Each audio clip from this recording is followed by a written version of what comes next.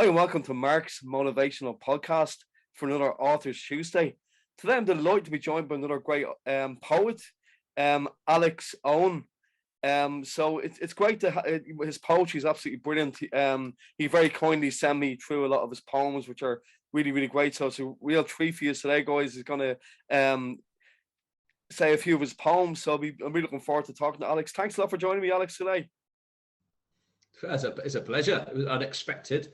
A friend of mine put me onto it, and well, I accepted with glee. Brilliant. No, thanks so much for coming on. So we'll probably start off the podcast, if you wouldn't mind telling the listeners a little bit about yourself and the poetry you write, please, would be great. Oh, I'm always let's say unfooted with respect to talking about myself. In fact, it's a good lead-in for where a lot of my poetry comes from. A lot of it comes from use of language. So just what you said there, totally normal to say about myself. About and you know, the mind drives us to know about things rather than actually know things. You know, categorizing, classifying.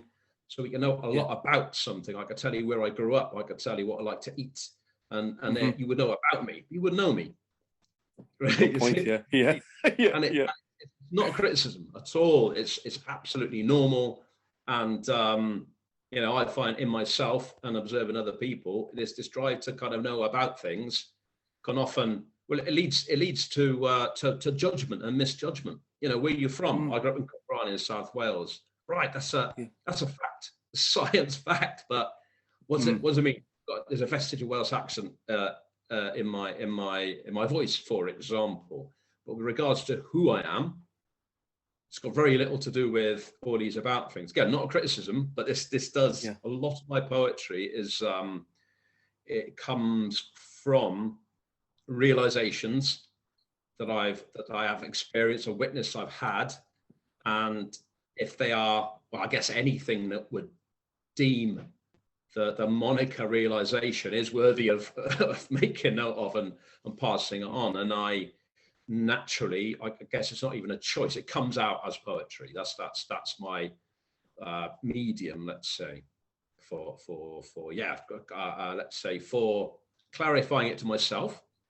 Let's say we've not met before, so I don't know if you write or what your preferred medium of expression is, but quite often I find, and this has been obviously verified by other people, you'll have, let's say, thought or pre-thought, something nebulous going up here in the mind, and then until such time as you actually write it down or paint it or whatever, quite often you've not got to the crux of it. And so I experience in writing, in translating, let's say, pre-word thought into words, then I am forced to / given the opportunity to really think about how I translate this nebulous thought, often like non-linear thought, you know, weather patterns, all this stuff feeding in to whatever is going on, to write it down in, well, in this case in English, and to choose the most appropriate words to try and communicate, to do my best to communicate the very essence, of these ideas, thoughts, words, etc. are. No, like your poetry is really, really good. I love the one you sent me. I know you. Do you want to talk a little bit about that one, because that kind of relates to what you were just saying there, you know? Yes. And it's, I guess, a lot of the poetry that come from realizations. I've done a couple of poems as well, which have just been, let's see if I can just write poetry, and they're about they're not based on that, let's say. So I know you. This came from, I was on a call, a video based meeting, and a chap talked about he was suffering.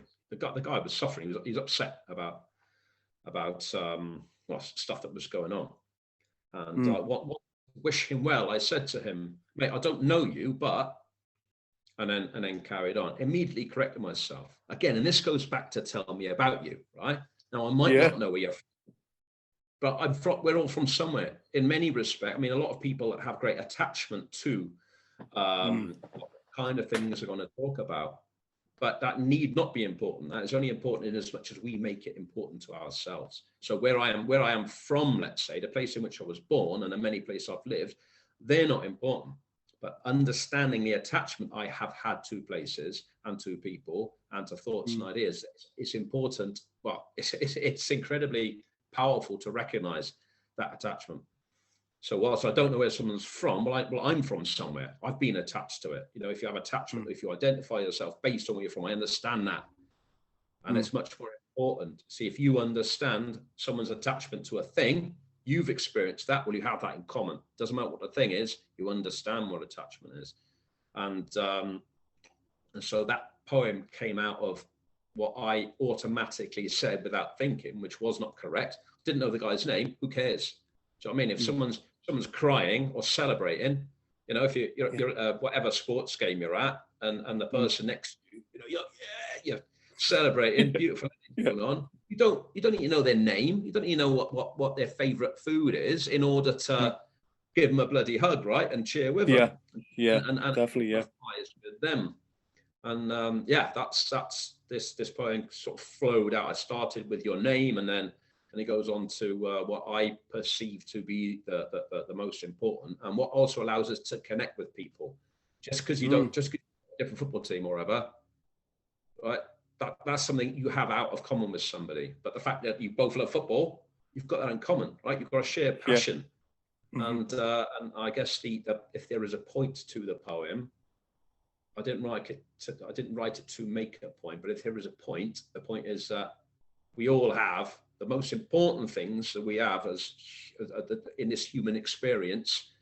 We have them in common, and the superficial, the name, the skin color, your gender identification, right? They're just in a way, although they are very important to people who make them important, we all have love and fear and passion, etc., in common, irrespective of what you look like. That's a fabulous point. Yeah, you know, that's great, because I understand exactly what you're saying, Alex. But as you say, a name is very, very important to people as well, isn't it? Like, you know, for instance, like if you by remembering someone's name can be a big thing for a lot of people, can't it? It is, and I mentioned that in the poem, that's in the first stanza.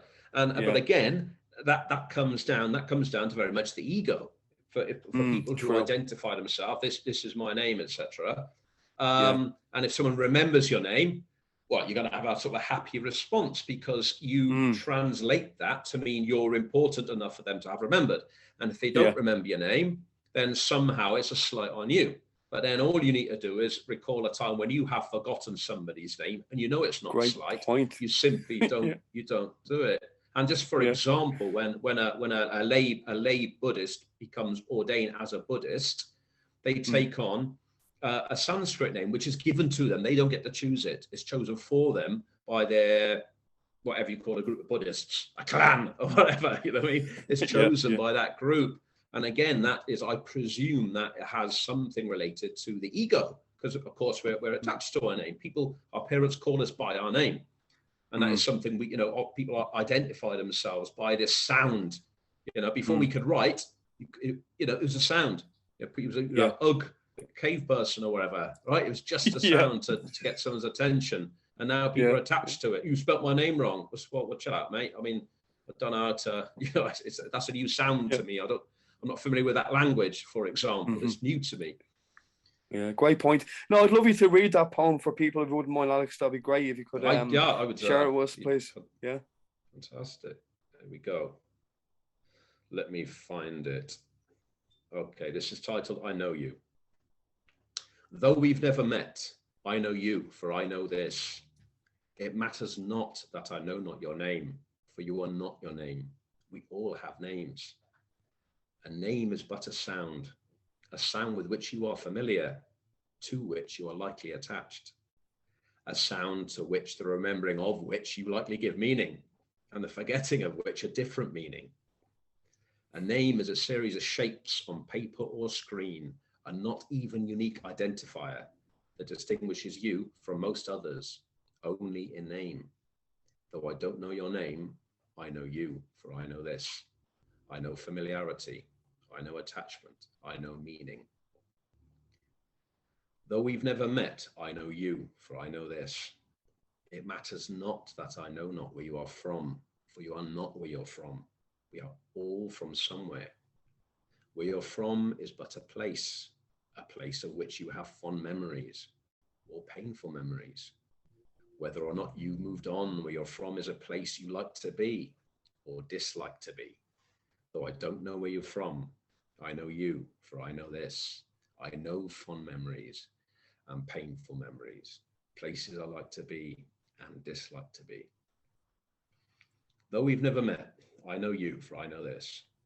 It matters not that I know not your interests or passions, for you are not your interests or passions. We all have interests or passions, some even have both. Whether opera, grime, or death metal, butchery, organ grinding, going to the dogs, entomology, etymology, etiology, horses, corpses, dissecting frogs, whining, dining, beering, ginning, poetry, comedy, inanely grinning, singing, dancing, hopelessly romancing, holiday travel, spaining Frances. I know what it is to be engrossed, to want to do and to be able to make the most of time spent doing specific things that fill me with joy, that happiness bring, that connect me to me and at times to others, doing things doing which I feel alive and want to persist, want to thrive, love to exist. Though I don't know your interests or passions, I know you, for I know this. I know interest, I know passion. Though we've never met, I know you, for I know this. It matters not that I know not your hopes and your fears, for you are not your hopes and your fears. We all have had hopes and fears and dreams and regrets, things we love to remember, things we'd love to forget, things that keep us awake at night and trouble us before dawn, exciting things, painful things, things for which we mourn. Though I don't know your hopes and your fears, I know you, for I know this. I have known hope. I have known fear. Yet for knowing this, I know hope and fear no longer. Though we've never met, I know you, for I know this. It matters not that I know not what pains you, for you are not what pains you, though you likely define yourself by it, convincing yourself and others through stories that you and your pain are one and the same, allowing the narrative of the brain to judge, to criticize, to blame, and to shame, spinning weary tales of woe of which you refuse to let go, so as to explain the pain you experience on comparing reality to your expectations, your fantasy, the illusion by your mind composed of your shoulds, your shouldn'ts, and your supposeds. Though I don't know what pains you, I know you, for I know this. I have known pain. Pain is pain. Yours and mine is one and the same. Yet for knowing this, I know pain no longer. Though we've never met, I know you, for I know this. It matters not that I know not what you love. What matters is that you love. What matters is that you are love. You knew this once as a child, yet have likely forgotten. This is the this I've been referring to throughout. I know you, for I know this. I know you, for I know me. I know you, for I know love. I know you, for I am love. Wow, that's so powerful, Alex. Absolutely brilliant. Really, really good. And it's such a great message to everybody that's listening. It's really, really good. And I know why your friend was saying, you told me earlier before we came live, that you're saying you should record these poems because by you saying them, it really explains it really well. Yeah. I quite a few of my mates who have sent my poetry to have said that. Well, sorry, the flip side. When I read it out, people have said it's much, much better. And given that some of the messages aren't obvious, me knowing the essence of it, I can, and having read them many a time, of course, how something is read really does affect the impact, the understanding of it. And so as I'm close to the poems that have come out of me, then yeah, I do accept that it makes a difference if the person fully understands them. And I certainly get pleasure in reading them, either to people or just, you know, read them out loud myself. I certainly enjoy doing that. Yeah, great. Yeah, it shows definitely. And what are you gonna put it into a? Have you thought about putting them into a book yourself, or where can people are they on your website, or how can people get them? Can At the moment, I've not done anything on that front, so okay. I imagine I don't tend to make plans, as it Okay. were. Of course, if I'm going to get a plane, I make a plan to get the airport on time, but I don't tend to sort of plan my future. Understand, yeah. For a long while now, I've very much been going with the flow, for want of an expression.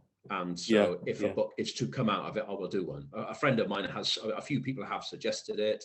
I certainly don't have enough. I might have written around 20, and I am, you know, I'd say I'm sure, I'm certain that it, you know, if it is to be, as it were, you know, if at some point, if at some point I've got enough to warrant a book, and I feel like doing it, I'm drawn to do it, then I've got the gumption and the wherewithal to, you know, the knowledge to get it done. And I don't have them. I've entered a couple for a prize. A couple of people have asked to put some of my poetry on their websites, which I've done. I've written some down for people, but I'm not, let's say, publicizing, because I've got no drive to self-publicize, right? I love sharing them with people. Yeah. And so what my let's say kind of my loose idea is, I will record them and put them on the internet somewhere, right? I'll upload them to something, and that way I can share them with friends who want to hear them in my voice, or in a voice that knows them. And then if people like them, they'll pass them on. Great idea. Yeah, well, if you do decide, if you just do decide to put them in a book, or you can share the links with myself, and I'll put them on the show notes for you. You know. Definitely, yeah. Cheers. Yeah, no problem. And like, where did it start for you? Have you always been a writer yourself? Have you always written? I'd like to think about this, actually, anticipating the question. I've always really enjoyed and been interested in language. Tells you. But I've never been sort of had the urge to express myself through poetry. With respect to writing, so when I do, even though it's quite mundane, I pay an awful lot of attention. If I'm writing emails, I pay an awful lot of attention to make sure they are precise, they are accurate, that I've addressed, that they are coherent and efficient, etc. So that is, I've been practicing writing for decades, and paying an awful lot of attention to words and my use of words, other people's use of words. I did for a while when I was traveling. I did have a blog, and I very much, it was new input when I was backpacking, new input every day, and I found things to write about. I quite like writing in a humorous style. I love having a laugh, you know, dicking about. But when I stopped traveling, then I did not have the urge to do it. The day-to-day things were, if not more mundane, they were more samey. There was less change. There was less, let's say, exciting, stimulating input coming in. I've been writing poetry since last November. Yeah, just last November. It just started to. Well, it kicked off with, actually, I decided to do a life coaching course, and one of the, I was working a standard answer to one of the, what would you call it, assignments? Yeah, assignments. I was going to say homework, but I'm a bit old for homework. It's not nice work. Not nice word. Yeah. So many Mm. assignments. And I took a long pause while I was kind of really contemplating, when I was digesting the very essence of these questions were about. And then one of the answers actually came out. It was about judgment. and it just came out as a poem. So I responded to it in verse, and then so kind of it was an abrupt change, and I just wrote down to the person who was going to read it. I just wrote down. I said, I've had a long pause. All the stuff above I wrote a month ago, and now I'm going to finish this unusually, and I just finished it with this poem because that felt for me, it seemed a much better way of dealing with or expressing my understanding of judgment and acceptance far more satisfyingly for me than writing about it. And that's where it started, I think. And then it just became a natural happening, a natural occurrence for me to then start writing down these realizations, observations via the medium of poetry. Great stuff. I'd love to hear the first one you've wrote, like when you were doing the life coaching course, because I've done the same. I've done the same. I've done life coaching as well. So like what was do you have that first in the hand, please, Alex? That'd be great. I do. Yes. I'll read it. And this is a short one. It's a short. Yeah. Judgment and acceptance. Judgment is the act of pushing away separation. No, I'll start again. No problem. Judgment is the act of separation, pushing away, severing connection. The I demanding that it is not that which it perceives without. The ego screaming to be heard above the interplay of consciousness that, would it but take the time to listen, is perfectly silent. Our worldview is the wanting proof that we pretend whole so as to justify our judgment, to insist that I am distinct to you and you distinct to me. As judgment gives way to acceptance, as the nature of belief, of understanding, of knowledge becomes ever clearer, our perspective becomes truth, a place in which judgment cannot be, for in truth, there is no I to judge. Oh wow, that's brilliant. Yeah, and like, isn't it funny that we were doing something else, like doing a course, and that's how it came to you? Because I found that as well. Like when you were interested in something like NLP, I don't know if you've heard of neuro-linguistic programming. I was doing a course on that, and it's gas the amount of stuff it kind of opened me up to, like, like writing and different stuff. Like it's fascinating, really, isn't it? Yeah, and it was in the life coaching course. Obviously, NLP very much, let's not feeds into, but it's something often, well, in the field of personal development, which is effectively all about self-knowing, where the absolute self-knowing is the aim or the want of people who undertake it. Personal development brings you closer to your true self, your inner self, and NLP is a tool, a system, or whatever, a set of methods which can be very useful in that. And it was actually, I think when I was doing the life coaching course, and the activity of studying forced me / give me the opportunity to do what I talked about at the beginning of our conversation. These a lot of nebulous thoughts, ideas I had homework to do. I had to write it down to answer questions, and that allowed me to distill and to get to the very essence of a lot of what I kind of like thought, which exists before word, ideas floating around, which I'd never made concrete, I never crystallized into actual words and concepts. And then so the process of doing this life coaching course actually gave me the perfect forum in which to do that. And I think the poetry, whether it's linked or not, but the poetry is a natural extension, a continuation of that. And certainly in my story, in this narrative, that's the order in which it happened. Yeah, no, that's great, because I love the one you sent me, the latest one you sent me, My Light, is really good as well. I found that really, really a great poem, and like, no, I have to say your poetry is absolutely brilliant, really, really good. Would you mind sharing out everybody My Light, please? Yeah, of course.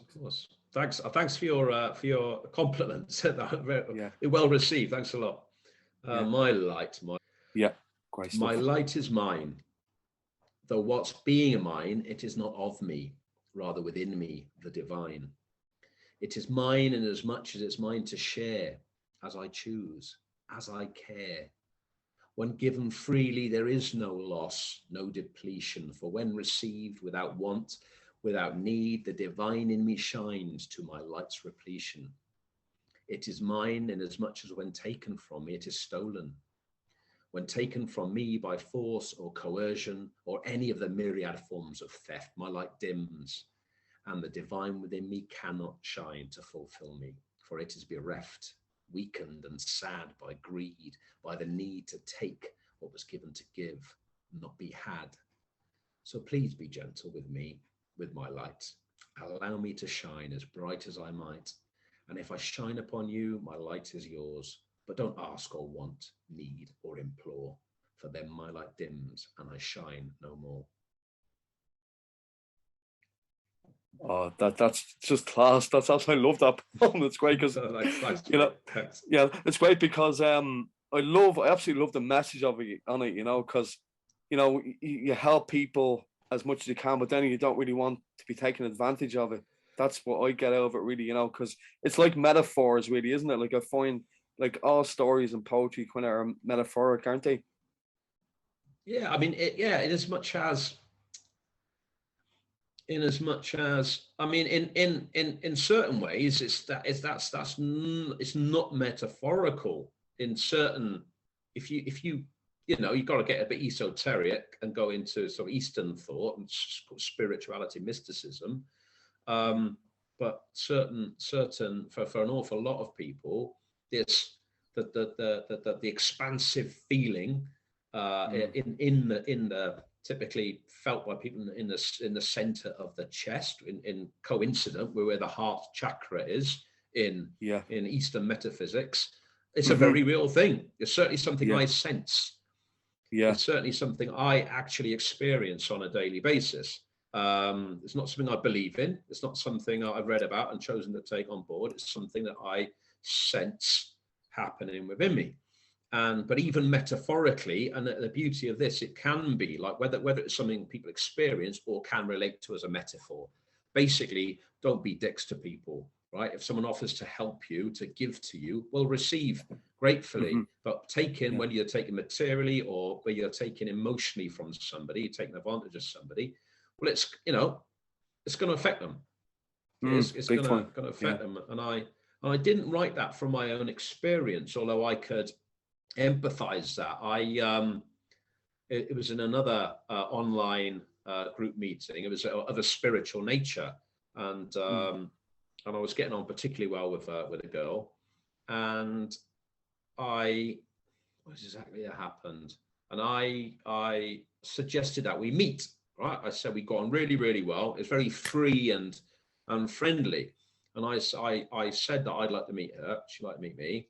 But I'm very, very aware of the fact that she might have interpreted that as with romantic intent, which absolutely wasn't there in my case. But it's obvious to I'm not naive enough to presume that she wouldn't suspect that, or at least allow that to be a possibility. And then she said to me that she was so incredibly sensitive in the manner I was just talking about, energetically sensitive, that she needs to limit the time she spends around men, because in non-genuine interaction, basically lads trying to crack onto her or whatever, she can't escape that. She actually feels it. She feels their energetic wanting from her or whatever. And then so I reflected on that, and that's where the poem came from. Because it's something I sense as well, right? If someone's, like you're around a bloody energy vampire, or someone, let's say in the material world, just asking for your time and your money and your favors, right? Whether you talk about this spiritually or just in the 3D solid world, it doesn't matter. Most people will have experienced that. And the fact that it affected this woman to the extent that she wasn't even comfortable to take a punt on meeting somebody who might appear genuine, that really I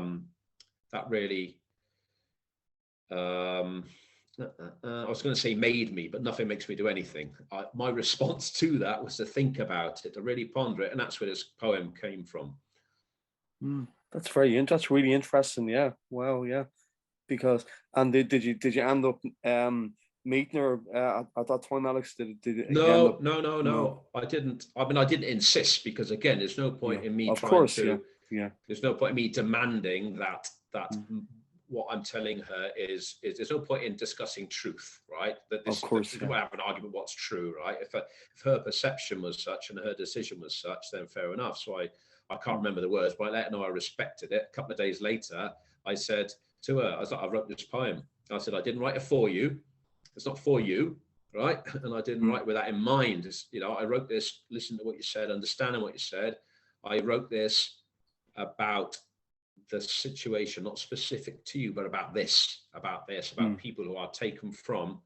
And yeah, it's about that. And I send that to her. And I think I can't remember. I think she wrote back acknowledging it or whatever. Yeah. Very good. Yeah. Yeah. Yeah.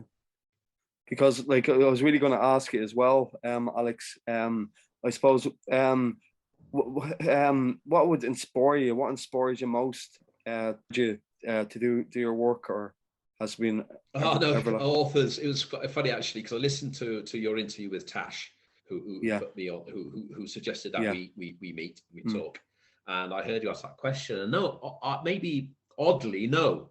I used to read a lot as a kid. But I've read some classic literature, I've read some poetry, and it cannot not be the case that I've been influenced. Well, we're all influenced by the very language we speak, right? Yeah, I speak English and Spanish, and what influenced me in Spanish is Colombia, where I've lived for 10 years, right? So obviously my Spanish is very Colombian, and my English is obviously far more diverse than that. But I've not consciously been inspired. I think I have a love of language and etymology as well. And I feel like everything has been a source for me, from comedians, from plays on words, and everything that's ever come in just goes up here somewhere, and it's just all up there. So no, that's fine. No. Yeah, but that's a really good point you made. We're all kind of influenced by even what you were saying about the meeting you had, your kind of spiritual meeting you had with people. Yeah, like it was kind of an inspiration to write your poem from what that girl was talking about. So that really is, yeah. So, and I guess to answer your question more broadly, so I've not consciously been influenced by authors. Yet with regards to inspiration, so I wouldn't use the word inspiration in like my specific context. It's rather from having realizations or just working something out which seems to be significant enough to want to express in word. Let's say, for example, all of the poems that 3 poems I've read so far, I would have conversations with people about elements of those poems. But then every single conversation, I have to think about what I'm going to say when I'm like in the context of coaching, which you're obviously familiar with. You've got this information, and like, how do I say that to this person in this context? Was a poem. Yeah. So, I mean, it's not to nitpick about words, but again, I find the more accurately and precisely that I express myself and encourage people to do so, who want to be encouraged. I don't want to telling people how to speak, but people I work with, for example, and friends of mine are interested in, I introduce them to it.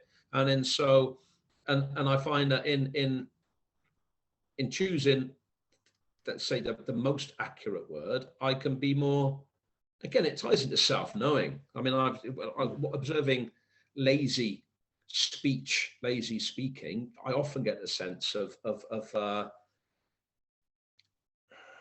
very ineffective communication taking place.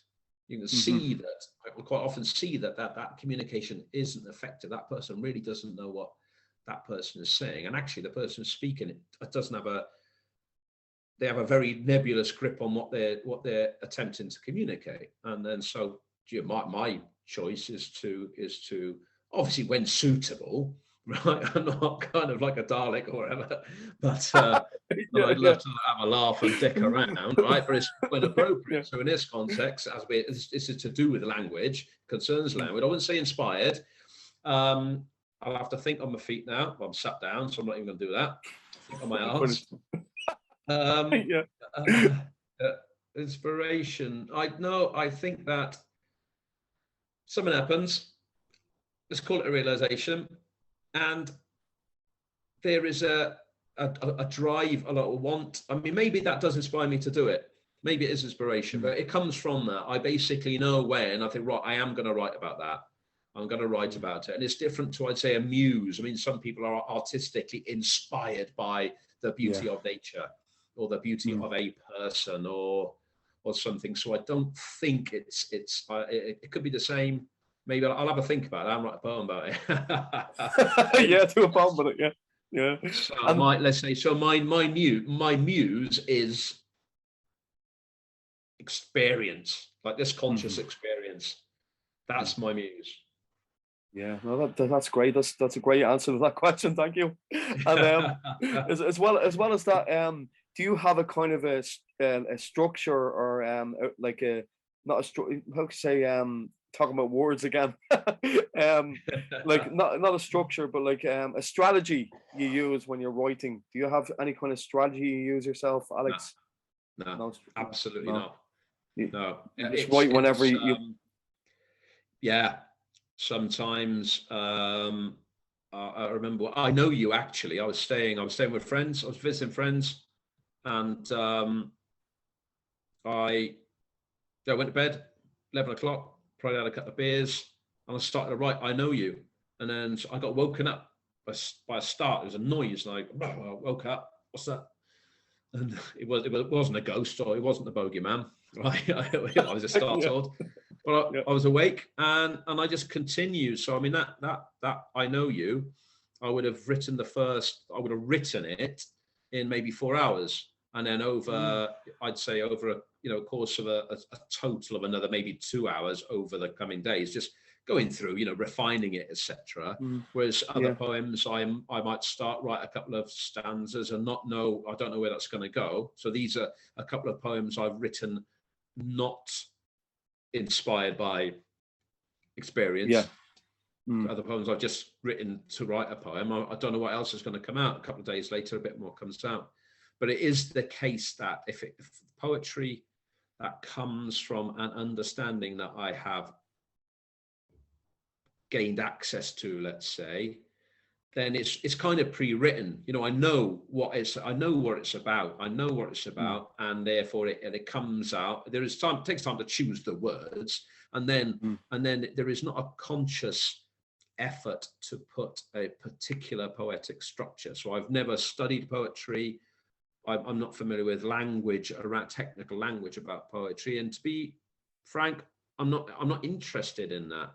I'm not interested in the analysis of it. So I write very much, does it feel like the flow of it? Sometimes I rhyme, sometimes I won't, sometimes I kind of stutter or whatever. And as long as it sounds, if it sounds pleasing to my ear, then that's passed my test.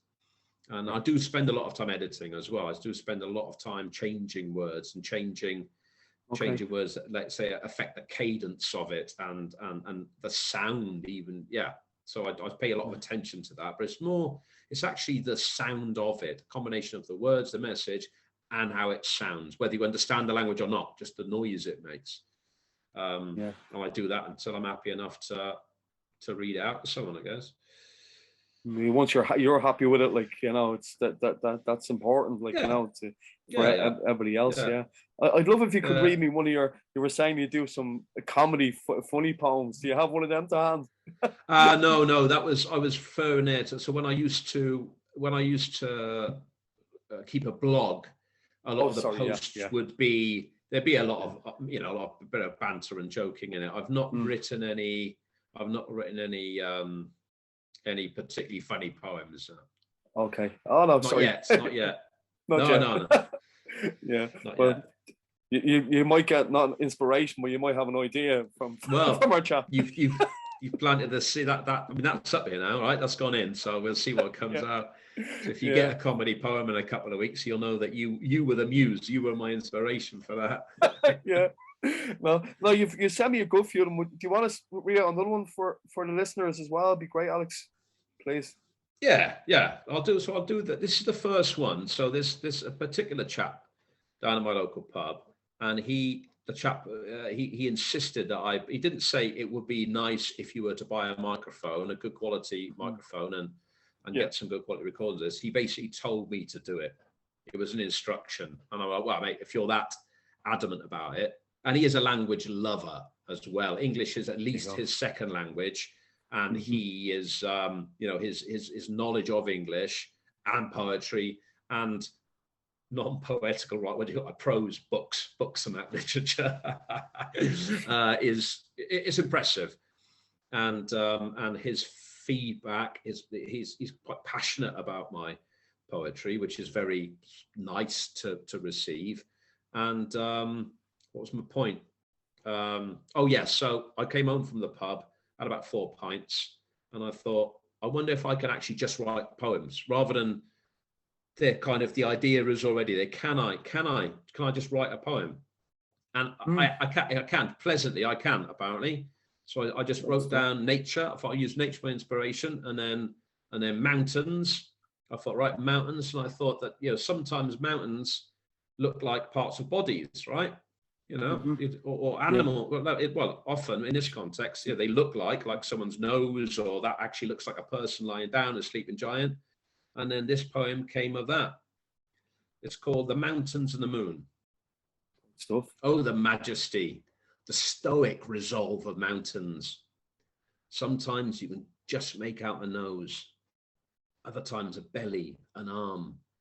At times, whole bodies, entire armies of giants, straining to stand under the smothering gigaton blanket of Earth's crust, willing away the weight of the world with all their worth as they wrench, their adamantine spirit insensible to time's abrasive persistence.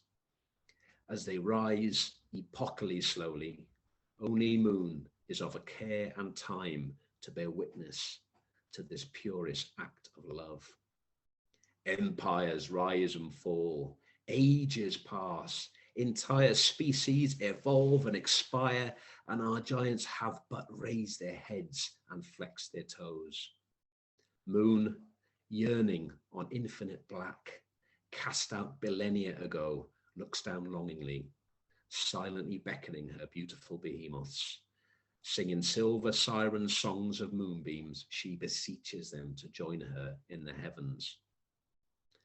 Oh, the beauty, the pallid loneliness of moon, ejected eons past in the apocalyptic meeting of heavenly bodies, the devastating yet inevitable repercussion of a lust so powerful that the two wandering leviathans of ether are emblinded to material law.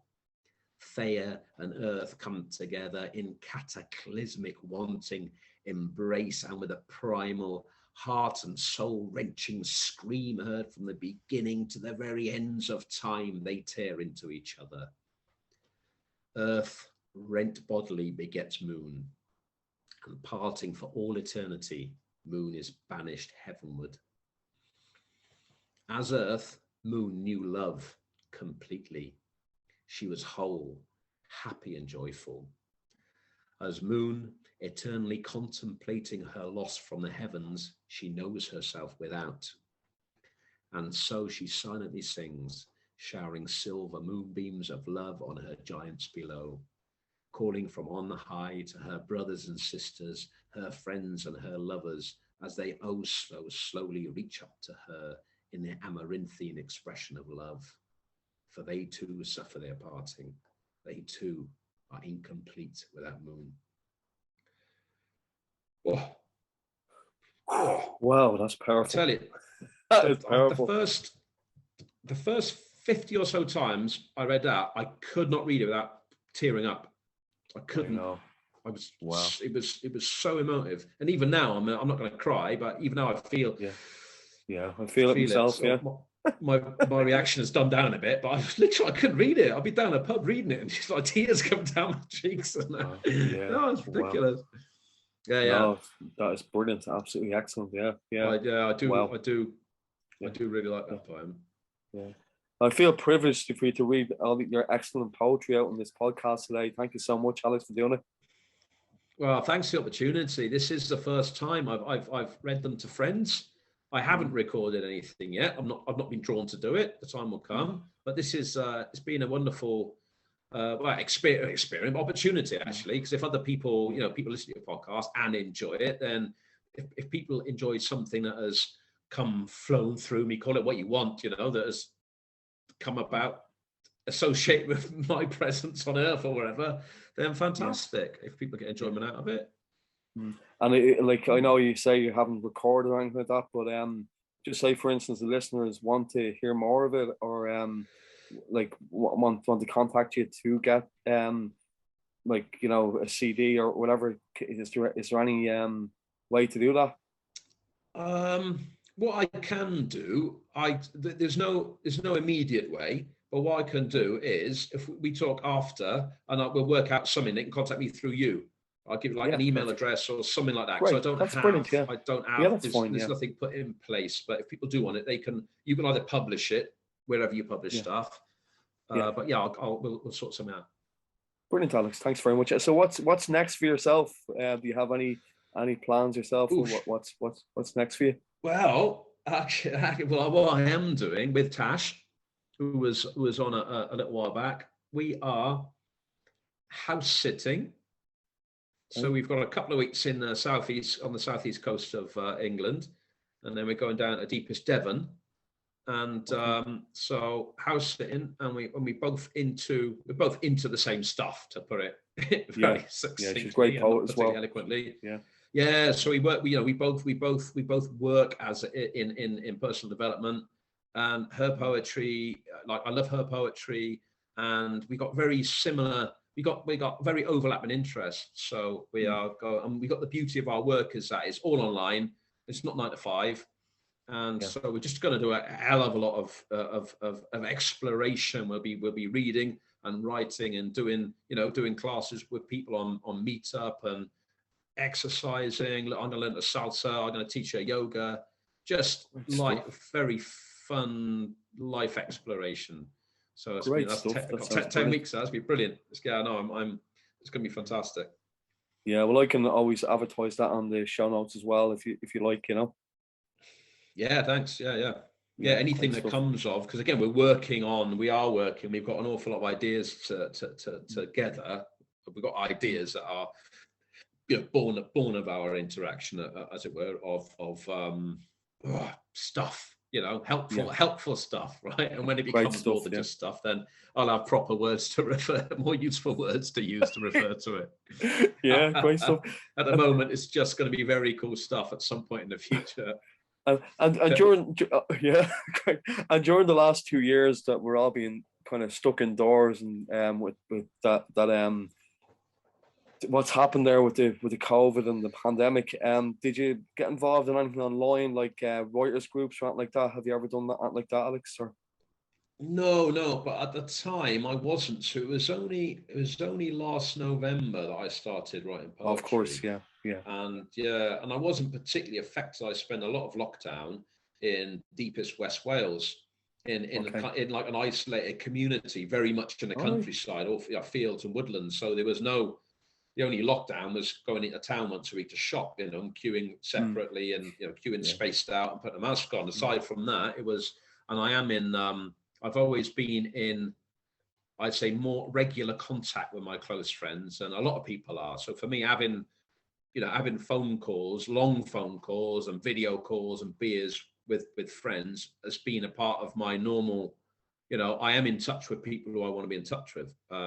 So again, that being physically separated made no difference, because just pick up the phone, which I was quite surprised, actually. A lot of people, as in that it came out that wasn't the norm for a lot of people. So I wasn't affected by it at all. Good stuff. Yeah.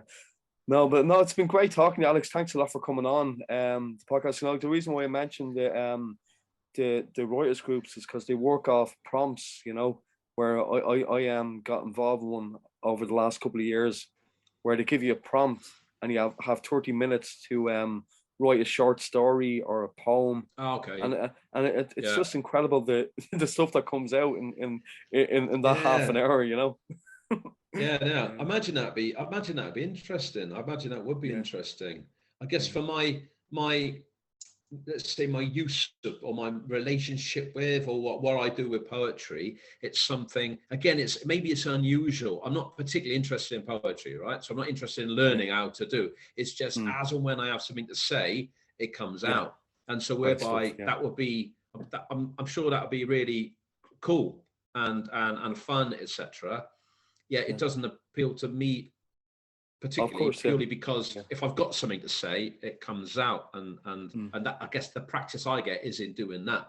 But it sounds good. I'd give it a go. Right? If I had no plans for Friday night or something, it'd be good crack. No, Alex, thanks again. I love all your poetry. Thanks so much for coming on and sharing all your great poems, and I wish you all the success going forward in the future as well. Thanks a lot. Well, thanks for inviting me, actually, and because it was I think it was an invitation before even having. It was after you invited me that I sent you some of my stuff, so it could have been total crap, right? And you'd already committed to it. No, it's great. But no, thanks. I'm glad you enjoyed it, and thank you. I'm grateful for your kind words about it, because well, it's nice. It's another rubbish, but it's nice. It's nice to hear like that. That's.